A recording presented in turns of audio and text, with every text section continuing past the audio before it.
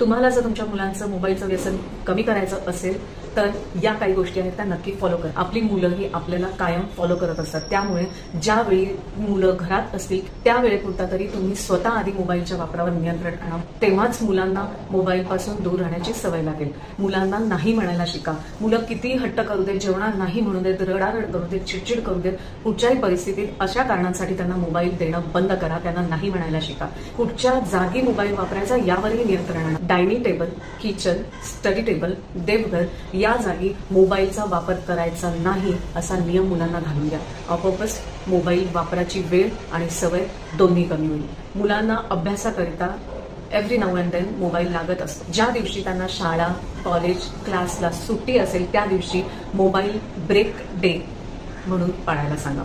screen टाईमवर मर्यादा आणा की ज्या वेळेतच त्यांना मोबाईल वापरता येईल त्या वेळेखेरीज त्यांना मोबाईल